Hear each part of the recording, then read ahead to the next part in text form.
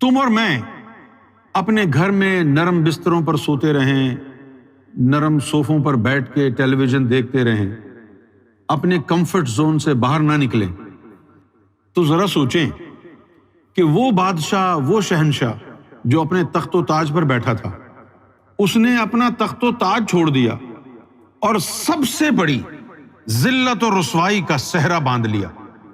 کب؟ بادشاہ ہو کر، شہنشاہ ہو کر انسانوں کے بھیس میں آیا۔ اب اس کو انسان سمجھا اور کہا جائے گا۔ جب وہ چھینکے گا تو دوائی لائی جائے گی، جب وہ بڑا ہوگا تو اس کا رشتہ طے ہوگا، اس کی شادی ہوگی، پھر اس کے بچے ہوں گے تو وہ باپ کہلائے گا، پھر بچوں کے اندر شیطان پیدا ہو گئے تو لوگ اس پر انگلی اٹھائیں گے، پھر وہ غیبت میں جائے گا تو لوگ اس کا جنازہ پڑھائیں گے۔ کیوں پڑھائیں گے جنازہ؟ کیونکہ لوگ اس کو انسان سمجھتے ہیں۔ اس سے بڑے کون سے حجاب ہوں گے ان کے اوپر؟ اس حجاب سے بڑھ کر کون سا حجاب ہے؟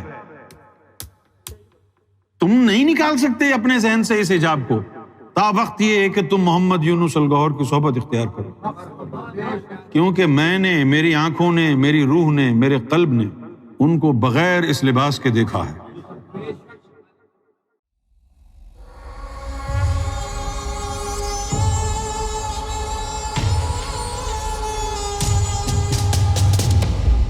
مجھے ایک بات پوچھنی ہے، جب تک سرکار کی مرضی نہ ہو تب تک کوئی بھی سرکار سے محبت نہیں کر سکتا، صحیح ہے؟ جسے چاہے سرکار اپنی باطنی توجہ میں رکھیں گے، یہ بھی صحیح ہے۔ لیکن ایک بات غلط ہے، جہاں تم جا رہی ہو، جو سرکار کی محبت کے راستے پہ چلے گا تبھی فیصلہ ہوگا نا کہ سرکار اس کو چلانا چاہتے ہیں یا نہیں۔ وہ محبت کے راستے پہ کوئی چلے گا نہیں، بیٹھا رہے گا کہ بھئی سرکار کی مرضی جب ہوگی تو مجھے چن لیں گے، ایسا کبھی نہیں ہوگا۔ You have to make a move۔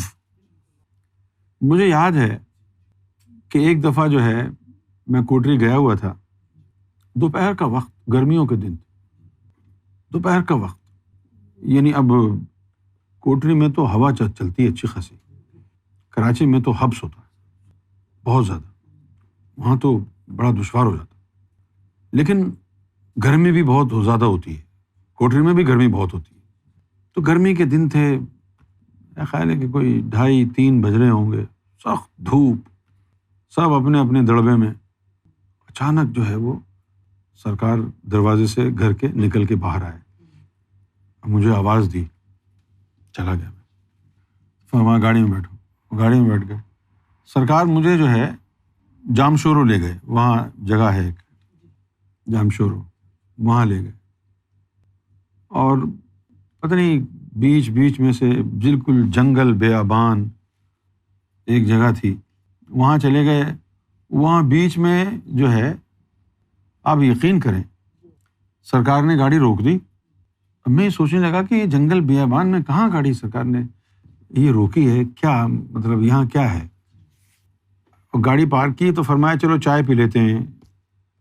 تو میں نے سوچا کہ چائے کہاں سے پئیں گے سرکار، لیکن جب دروازہ کھولا تو سامنے جو ہے وہ جھونپڑی تھی اور چارپائیاں 2 رکھی ہوئی تھیں، ایک بندہ چائے بنا رہا ہے، اور اس کو سرکار نے کہا بھی نہیں کہ چائے لے کے آؤ۔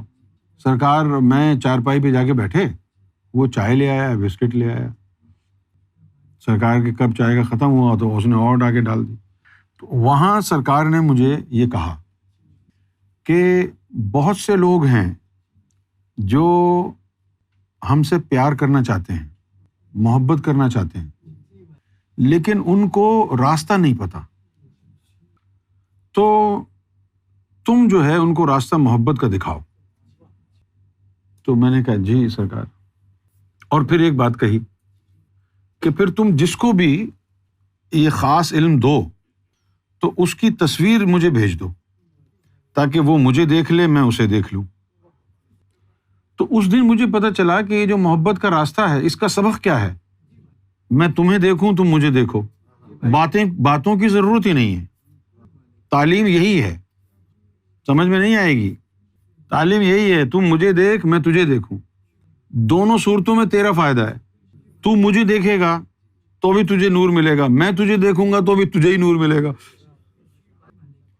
بہت سے لوگ ہیں جو سرکار سے محبت کرنا چاہتے ہیں، لیکن وہ ان کو پتہ ہی نہیں ہے۔ اچھا، اب جو جملے انہوں نے سنے ہوئے ہیں کہ بھائی سرکار کی محبت، سرکار سے، مرشد سے خود محبت نہیں کر سکتا بندہ، سرکار چاہیں، مرشد چاہیں تو ہوگی، اب یہ انکمپلیٹ بات ہے۔ یہ سن کے وہ اپنے گھر پہ بیٹھ جاتے ہیں کہ بھائی سرکار چاہیں گے تو ہو جائے گی۔ اب یہ تو سوچو کہ رزق اللہ دیتا ہے، دینا ہوگا تو گھر پہ بیٹھے رہو، دے گا، نہیں تم ہاتھ پاؤں ہلاتے ہو، حرکت کرتے ہو، حرکت میں برکت ہے، کام کرنے کے لیے جاتے ہو۔ اسی طریقے سے سرکار تمہیں اپنی محبت کب نوازیں گے؟ جب تم محبت کے راستے پہ چلو گے۔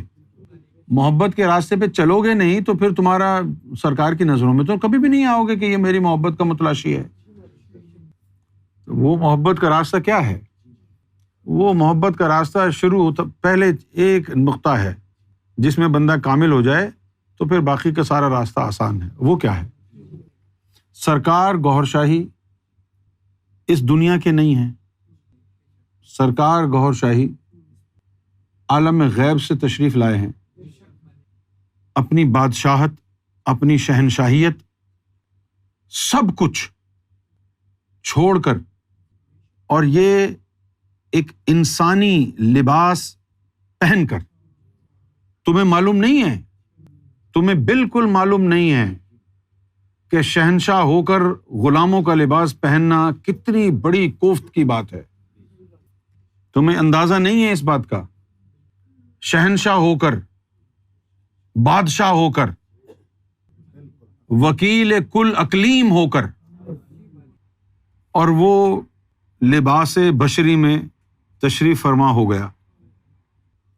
اور پھر دیکھو ظلم و ستم کہ اب یہ لطیفہ نفس جو ہے، اس کی طہارت اور پاکی کا بھی ڈرامہ رچانا ہے، ورنہ لوگ مانیں گے نہیں۔ اب حضور کے ہاتھ پر بیعت بھی کرنی ہے، کیونکہ اس سے پہلے سارے طفل نوری والوں نے بیعت کی، نہیں کریں گے تو لوگوں کے دلوں میں شکوک و شبہات ہوں گے، اہل باطن کے۔ غوث پاک کا دل میں شک آ جائے گا کہ بھئی یہ کیسے ہو گیا، فلاں پاک کے دل میں شک آ جائے گا کہ یہ کیسے ہو گیا، کیونکہ ایسا ہوا نہیں نا، اور نہ کوئی جانتا ہے کہ اس لباس بشری کے پیچھے کون بیٹھا ہے، کون ہے وہ ہستی، کون ہے وہ ذات۔ تو سرکار نے کیا کیا؟ اگر سرکار اس دنیا میں تشریف نہ لاتے، میں تو اپنے بارے میں سوچتا ہوں میرا کیا ہوتا۔ یا تو میں بھی جیکٹ پہن کے 2-4 مسجدیں اڑا چکا ہوتا، عیسائیوں کو گالیاں دے رہا ہوتا، ہندوؤں کو ماں بہن کی گالیاں دے رہا ہوتا، مندر توڑ رہا ہوتا، چرچ توڑ رہا ہوتا، ہے نا، اور کیا کرتا میں؟ یا پھر میں اسلام سے متنفر ہو کر دہریہ بن جاتا۔ کیا ہوتا؟ کیوں؟ کہ باطنی علم تو ناپید ہو چکا تھا، باطنی علم تو ناپید ہو چکا تھا، اور صوفیہ کے نام پر شیطان بیٹھے ہوئے تھے، صوفیہ کا لباس پہن کے، گدی نشین بن کر، سجادہ نشین بن کر، کوئی فلاں پیر، کوئی فلاں پیر، اور پلے کسی کے کچھ بھی نہیں۔ ہمیں کون قبول کرتا؟ اور مجھ جیسے ہزاروں لاکھوں لوگ ہیں جو معذور ہیں۔ معذور کیوں ہیں؟ ہم بہت کم ہمت لوگ ہیں، ہم سے نفس کے چلے اور مجاہدے نہیں ہوتے، ہم پر ایک دن کا روزہ بھاری ہوتا ہے، ہم 5 وقت کی نماز پڑھنے کے قابل نہیں ہیں۔ شروع کرتے ہیں، 1 ہفتہ پڑھتے ہیں، پھر تھک جاتے ہیں، اس کے بعد 1 سال کی چھٹی ہو جاتی ہے، گناہ کرنے پر فوراً آبادہ ہو جاتے ہیں۔ عمل صالح، نیکی کے کام کے لیے ہمیں کوئی موٹیویشن کہیں سے نہیں ملتی۔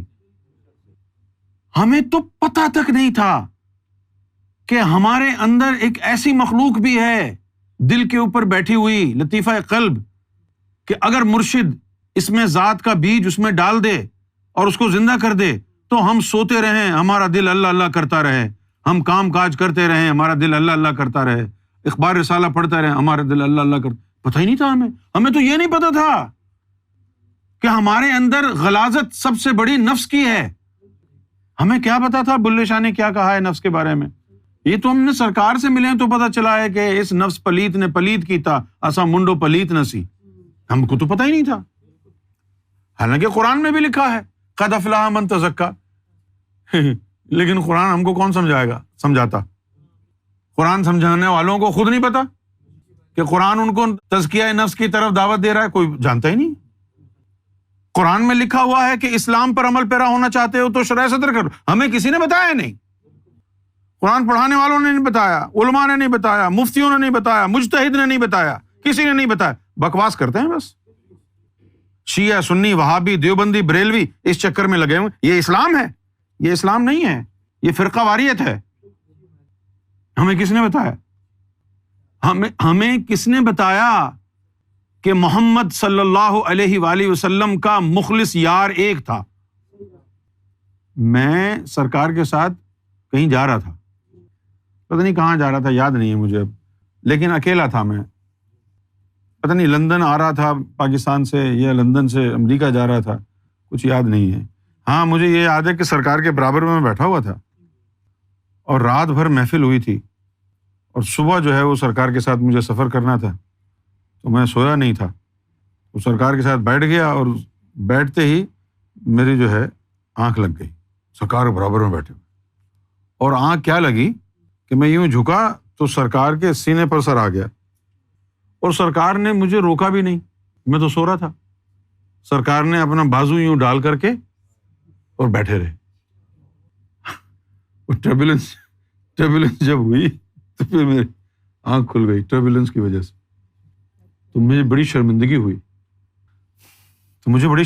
میں نے کہا سرکار معاف فرمائیے، سرکار نے خیر ہے کوئی بات نہیں۔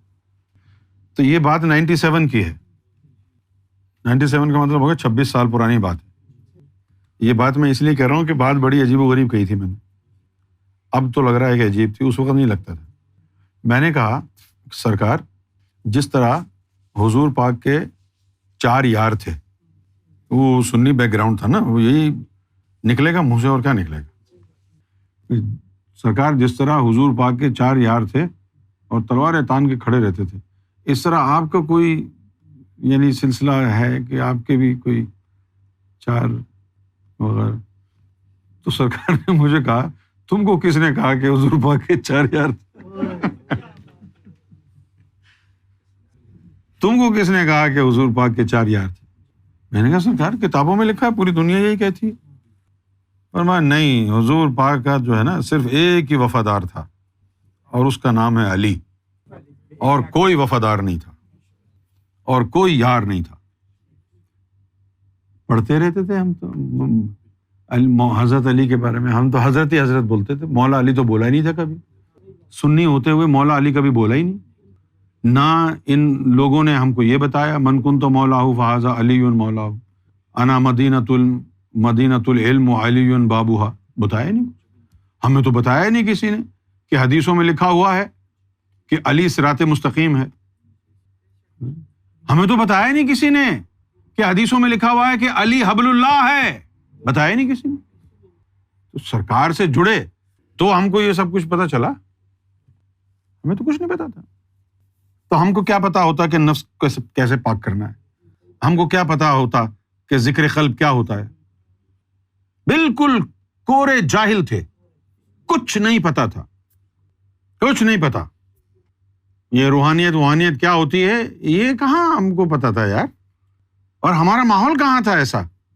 جس وقت ہم پاکستان میں پلے بڑے ہیں اس وقت یہی ماحول تھا، بس داڑھی رکھ لو، نماز پڑھ لو، قوالی کر لو، عرس پہ چلے جاؤ، بس نعت خوانی کر لو، زیادہ سے زیادہ تیر مارا نعت خوان بن گئے۔ یہاں تک کہ جو پیر فقیر بھی تھے، جیسے کہ ہمارے والد صاحب کے جو پیر تھے چشتیہ خاندان کے تھے، وہ نکھٹو کبھی کبھی آتا تھا ہمارے گھر، تو کبھی اس نے روحانیت کی بات ہی نہیں کی، اس نے تو یہ کہا بھائی بیعت کر لو۔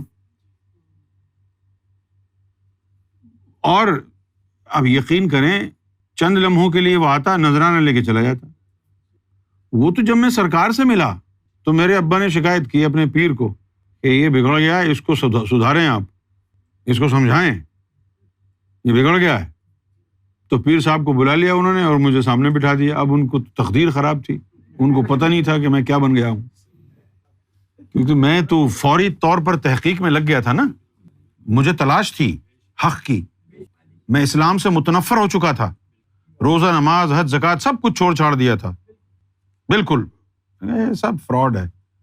کوئی کہتا, اور بات یہ میرے ذہن میں جو اٹک گئی نا وہ یہ تھی کہ یہ کیا کہ ایک فرقہ کہہ رہا ہے کہ درود و سلام پڑھنا شرک اور بدعت ہے, دوسرا کہہ رہا ہے کہ عین حق ہے. یہ بات سمجھ میں نہیں آتی تھی, لیکن پھر تحقیق میں لگ گیا. اب وہ پیر صاحب آئے, کہنے لگے کہ بھائی تم سرکار کا نام لے کے ان کو چھوڑ دو. تو میں نے کہا آپ کون ہیں میرے, کیا رشتہ ہے میرا آپ سے؟ کہتا ہے کہ جی ہم پیر ہیں. میں نے بولا آپ ہمارے ابا کے پیر ہیں, میرے تو نہیں ہیں پیر, اور اگر آپ میرے پیر ہوتے بھی تو میں آپ کے منہ پہ چماٹ مار دیتا. تو ابا کہنے لگے تمیز سے بات کرو. میں نے کہا ان سے تمیز سے کیسے بات کروں میں؟ اگر میں ان کی بات مان لوں تو میں تو جہنم میں چلا جاؤں گا. یہ مجھے کیوں کہہ رہے ہیں, کون ہوتے ہیں یہ گوہر شاہی کو چھوڑ دو؟ کیوں چھوڑ دوں؟ تم کون ہو؟ کس نے تم کو یہ اتھارٹی دی ہے کہ ایک اللہ کے بندے کو کہو کہ جس ذات کو اللہ نے بھیجا ہے اس کو چھوڑ دو؟ کیوں مانوں تمہاری بات میں؟ تو وہ کہتا ہے کہ کیا دلیل ہے کہ وہ اللہ کی طرف سے آئے ہیں؟ میں نے کہا انہوں نے میرے دل پر نظر ڈالی ہے, میرا دل اللہ کا ذکر کرتا ہے. تو کہتے ہیں کہ یہ کیا ہوتا ہے؟ میں نے کہا تم چشتیہ خاندان سے تمہارا تعلق ہے, تم پیر ہو, تم کو معلوم نہیں ہے دل اللہ اللہ کیسے کرتا ہے؟ لعنت ہے تمہاری پیری اور بزرگی کے اوپر. تو اگر سرکار نہ ملتے تو ہم تو رل جاتے, برباد ہو جاتے. وہ شہنشاہ وہاں سے آیا, کیسی قدآور شخصیت, اور یہ جو بات ہے یہ قاتل ہے بات. یہ وہ بات ہے کہ جس کا میں نے سرکار سے بھی ذکر کیا. سرکار نے مجھ سے پوچھا تھا کہ تم کو میری کس بات نے متاثر کیا؟ تو میں نے اس وقت جو ہے اپنی سوچ کے مطابق میں نے یہ کہا کہ سرکار آپ کی جو عاجزی اور سادگی ہے اس نے مجھے چت کیا. چت سمجھتے ہیں نا؟ آپ کی جو عاجزی ہے اور سادگی ہے یہ بڑی قاتلانہ ہے. معلوم نہیں یہ آپ کا وصف ہے یہ آپ کی شخصیت کا خاصہ ہے. ایک تو وصف ہو جاتا ہے نا, ہمارا نفس پاک ہو گیا, طہارت ہمارا وصف ہے. لیکن ایک ہوتا ہے انگرین یور پرسنل ایٹریبیوٹ, جو آپ کی ذات کا حصہ ہے, وصف نہیں ہے. آپ کے بولنے میں عجز و انکساری, آپ کے برتاؤ میں عجز و انکساری. کیونکہ میں جب شروع میں سرکار سے جب ملا تھا نا تو میں سرکار کو کسی سے کوئی کام ہوتا بلواتے تو جیسے کہتے یار سعید بھائی کو بلا دو, فلاں بھائی کو بلا دو. میرا تو دماغ لٹو ہو گیا. میں کہا یار یہ کیا ہے, یہ کیا ہے؟ کبھی کبھی جو ہے نا آپ کے خلاف کچھ بولنے کے لیے ثبوت نہیں چاہیے ہوتا ہے. کبھی کبھی ہمارے سامنے کوئی ایسا آ جاتا ہے کہ جس کے کردار کو دیکھ کر ہمارے دوستوں کے بارے میں ہمیں گمان ہوتا ہے کہ یہ بد کردار ہے. کیونکہ جب تک کوئی اچھا کردار والا نہ آئے ہم بد کرداروں کو اچھا سمجھتے رہتے ہیں. جب تک کوئی اصل رب نہ آئے ہم نقلی رب کو سجدے کرتے رہتے ہیں, کیونکہ ہمیں پتہ ہی نہیں ہے رب ہونا کیا ہے.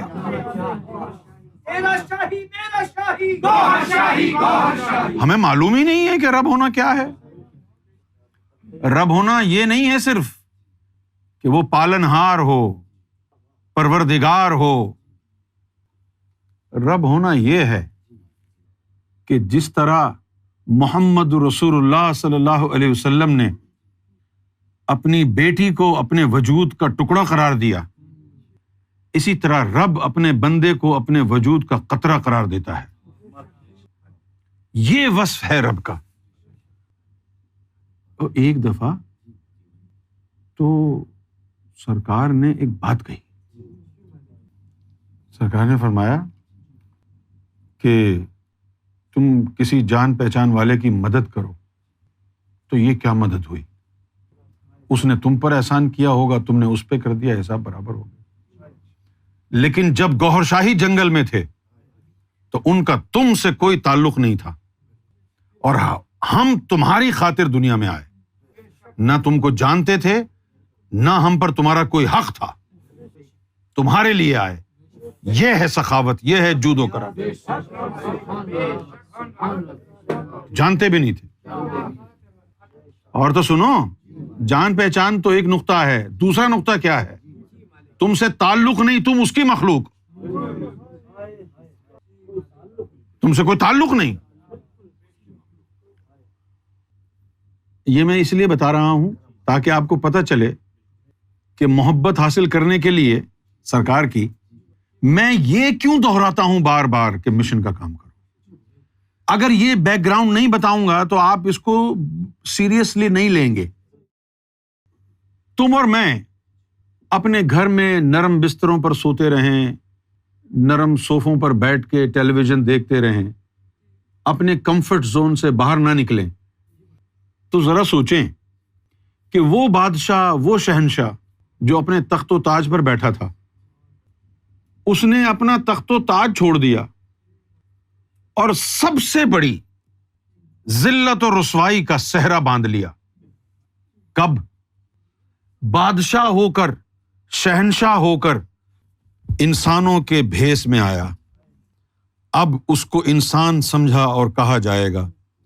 جب وہ چھینکے گا تو دوائی لائی جائے گی، جب وہ بڑا ہوگا تو اس کا رشتہ طے ہوگا، اس کی شادی ہوگی، پھر اس کے بچے ہوں گے تو وہ باپ کہلائے گا، پھر بچوں کے اندر شیطان پیدا ہو گئے تو لوگ اس پر انگلی اٹھائیں گے، پھر وہ غیبت میں جائے گا تو لوگ اس کا جنازہ پڑھائیں گے، وہ غیبت میں جائے گا تو اس کا جنازہ پڑھائیں گے۔ کیوں پڑھائیں گے جنازہ؟ کیونکہ لوگ اس کو انسان سمجھتے ہیں۔ اس سے بڑے کون سے حجاب ہوں گے ان کے اوپر؟ اس حجاب سے بڑھ کر کون سا حجاب ہے؟ تم نہیں نکال سکتے اپنے ذہن سے اس حجاب کو، تا وقت یہ ہے کہ تم محمد یونس الگوہر کی صحبت اختیار کرو۔ کیونکہ میں نے، میری آنکھوں نے، میری روح نے، میرے قلب نے ان کو بغیر اس لباس کے دیکھا ہے، اس لباس کے بغیر دیکھا ہے۔ وہ اتنی ذلت اور رسوائی اس کو معلوم نہیں تھا، اس کو معلوم نہیں تھا کہ یہ لباس پہننا پڑے گا تو کیا کیا ہوگا، لیکن اس کو بڑکے مارنے کا شوق نہیں تھا۔ اور پھر انسان کا خیال ہے کہ اس کے دماغ میں عقل ہے۔ یہ دھوکہ ہے ایک۔ یہ عقل کیا ہے؟ یہ عقل ایسے ہی ہے جیسے طوطا ہے، جو آپ کے عقل کے آنکھوں کے سامنے آئے گا، عقل اس کو مان لے گی۔ جو چیز سامنے نہیں آئی آنکھوں کے، عقل اس کو تسلیم نہیں کرے گی، تو طوطا ہو گیا نا۔ طوطے کے سامنے کہو، بولو گڈ مارننگ، طوطا بولے گا گڈ مارننگ۔ اللہ ہو، طوطا بولے گا اللہ ہو۔ اور اگر آپ خاموش رہے، کوئی ایسی بات آپ نے کہی نہیں اور اس کو طوطے کو کہا بتاؤ میں اب کیا کہنا چاہتا ہوں، تو پتہ ہے وہ کیا کہے گا طوطا؟ بتاؤ اب میں کیا کہنا چاہتا ہوں۔ اس کو کہو اے طوطے بتا میرے دل میں کیا ہے، طوطا کہے گا بتا طوطے میرے دل میں کیا ہے۔ آپ کہو گے میں وہ چاہتا ہوں کہ تو بولے جو میں نہیں بول رہا، وہ کہے گا میں چاہتا ہوں کہ تو وہ بولے جو میں نہیں بول رہا۔ یہ ہے عقل۔